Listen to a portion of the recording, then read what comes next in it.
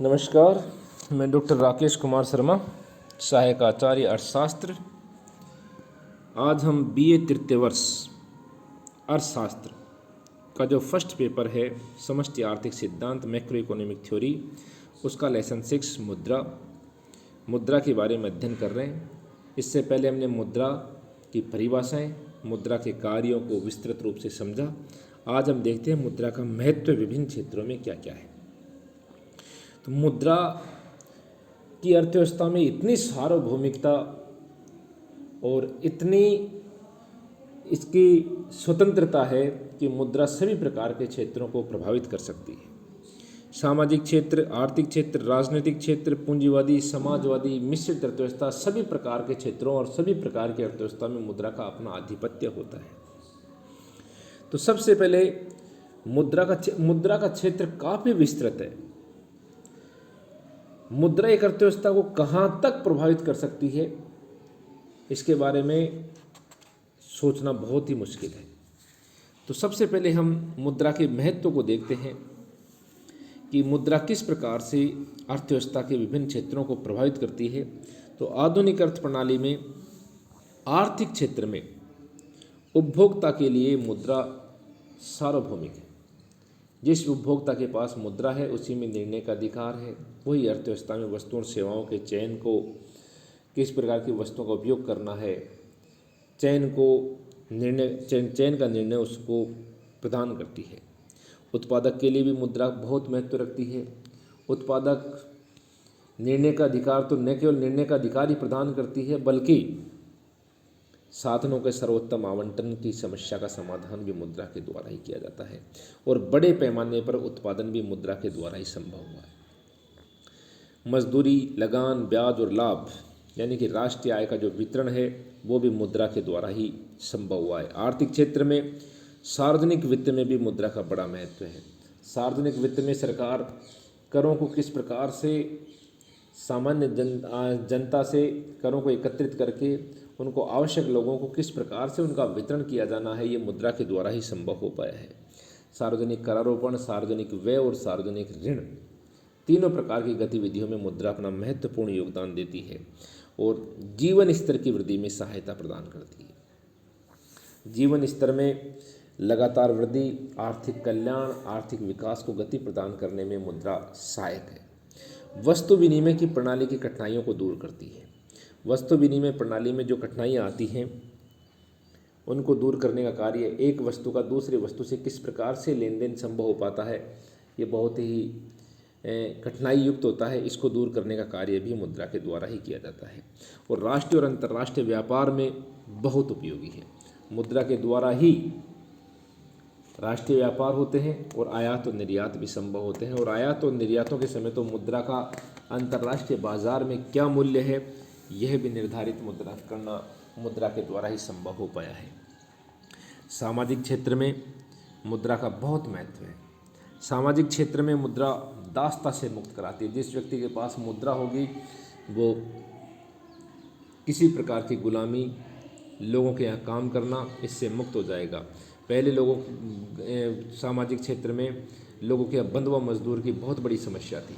जब से मुद्रा का आविष्कार हुआ है इस प्रकार की समस्या का समाधान स्वतः ही हो गया। मुद्रा के अभाव में श्रमिकों का शोषण किया जाता था। उन्हें वस्तु विनिमय प्रणाली के आधार पर कुछ वस्तुएं दे दी जाती थी और संपूर्ण जीवन गुलामी की तरह उनसे काम में लिया जाता था।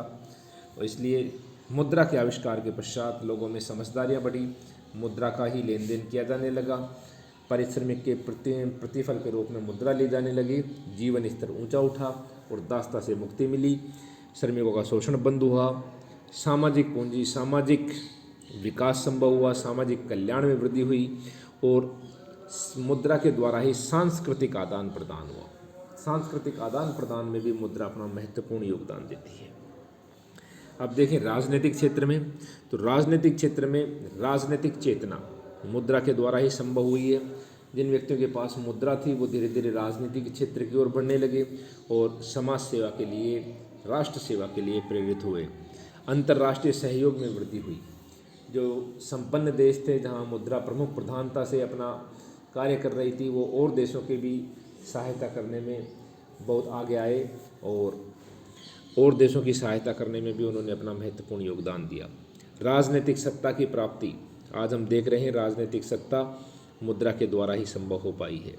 राष्ट्रीय एकता में वृद्धि हुई है। विकसित देश विकासशील देशों की सहायता करने में लगे हुए हैं और अपने देश को भी एकता के सूत्र में बांधने में मुद्रा ने अपना महत्वपूर्ण योगदान दिया है। पूंजीवादी अर्थव्यवस्था में हम देखें तो उत्पादन के साधनों का विभिन्न आर्थिक क्रियाओं में आवंटन पूंजी के द्वारा ही संभव या मुद्रा के द्वारा ही संभव हो पाता है। उपभोक्ता की सार्वभौमिकता पूंजीवादी अर्थव्यवस्था में होती है और उपभोक्ता की सार्वभौमिकता होने के कारण निर्णय का अधिकार उसे मुद्रा के द्वारा ही प्रदान किया जाता है। जिस व्यक्ति के पास जो मुद्रा होती है उसको उससे किस प्रकार से क्रय करना है, क्या काम में लेना है, ये मुद्रा के द्वारा ही संभव हो पाया है। पूंजी निर्माण में सहयोग मुद्रा के द्वारा ही होता है। विनियोग और विनिमय में सहायक और अर्थव्यवस्था की केंद्रीय समस्याओं को सुलझाने में भी मुद्रा सहायक होती है। समाजवादी अर्थव्यवस्था में हम देखें तो मूल्य के मापक के रूप में उपयोग, मूल्य का मापन मुद्रा के द्वारा ही किया जाता है। आवश्यक वस्तुओं का मूल्य सरकार के द्वारा कम रखा जाता है और आवश्यक वस्तुओं का उपयोग सरकार कम कीमत पर लोगों को किस प्रकार से वितरण करना है, ये मुद्रा के द्वारा ही संभव हो पाया है। विनियोगों में लागत लाभ की गणना करने में सरकारों को कितनी लागत आ रही है, कितना लाभ हो रहा है, क्योंकि हम जानते हैं समाजवादी अर्थव्यवस्था में जो भी निर्णय लिए जाते हैं वो समाज के कल्याण को ध्यान में रखते हुए लिए जाते हैं, इसलिए लागत लाभ की गणना मुद्रा के द्वारा ही संभव हो सकती है। और वस्तुओं और सेवाओं के भुगतान का आधार तो मुद्रा है ही, ये मुद्रा का प्रमुख कार्य में आता है कि वस्तुओं और सेवाओं का भुगतान मुद्रा के द्वारा ही किया जाता है। अब मिश्रित अर्थव्यवस्था में हम देखें तो पूंजीवादी और समाजवादी दोनों ही अर्थव्यवस्थाओं के महत्व मिश्रित अर्थव्यवस्था में भी हमारे लिए उपयोगी होते हैं। इस प्रकार मुद्रा वह दूरी है जिसके चारों तरफ आर्थिक विज्ञान चक्कर लगाता है।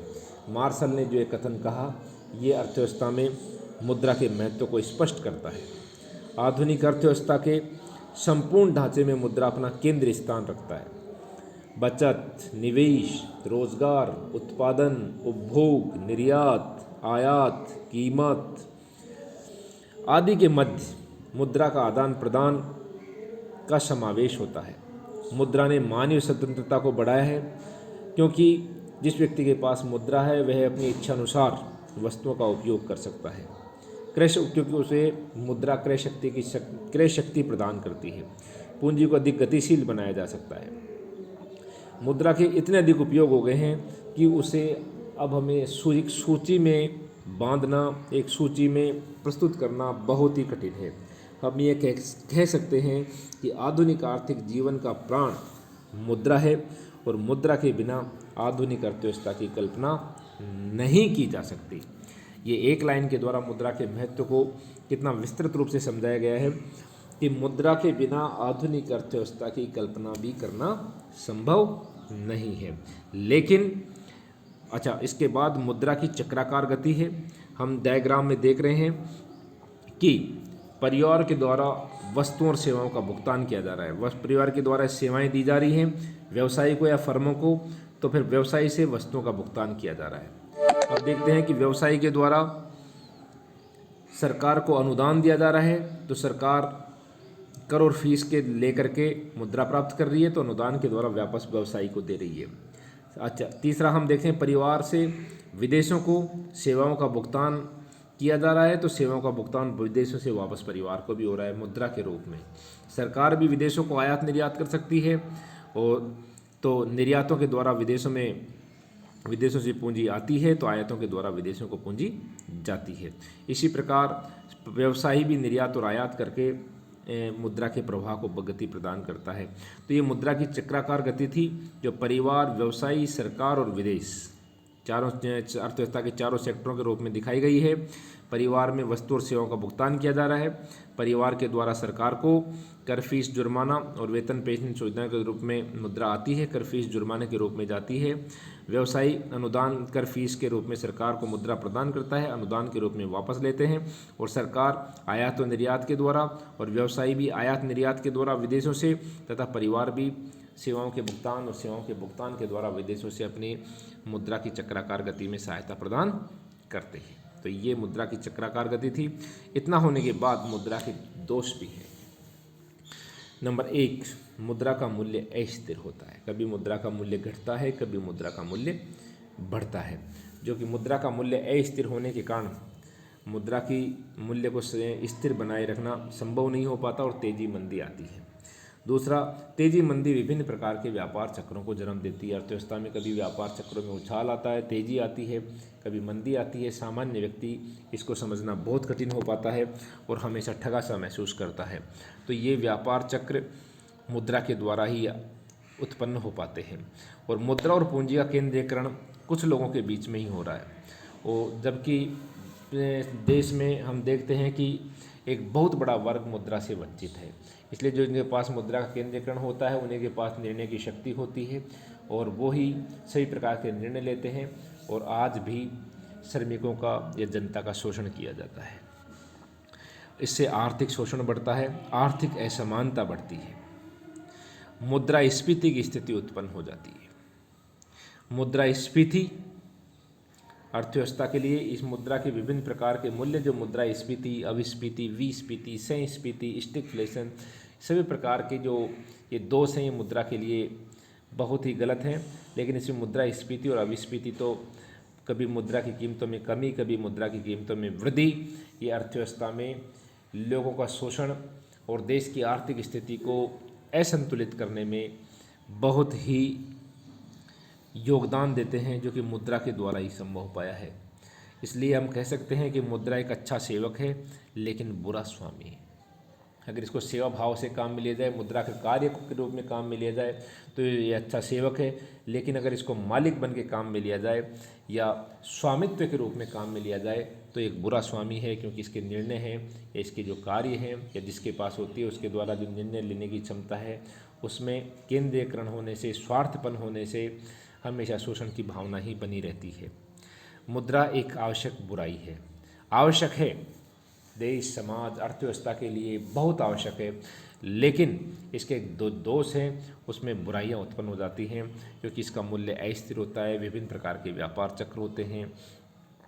और इसलिए कहा जा सकता है मार्शल के द्वारा कि मुद्रा एक साधन है, साध्य नहीं है। मुद्रा एक साधन के रूप में काम में लें तो सर्वोत्तम है, लेकिन इसको साध्य के रूप में काम में लिया जाए तो मुद्रा में दोष ही दोष उत्पन्न हो जाते हैं। तो इस प्रकार मुद्रा की एक विस्तृत अवधारणा है। इसके एग्ज़ाम्स में अक्सर परिभाषा, मान्यताएं और इसकी मुद्रा के कार्य, मुद्रा का महत्व, मुद्रा के दोष ये अक्सर पूछे जाते हैं। इसलिए इनके टॉपिकों का रिवीजन हमेशा करते रहें। बहुत बहुत धन्यवाद।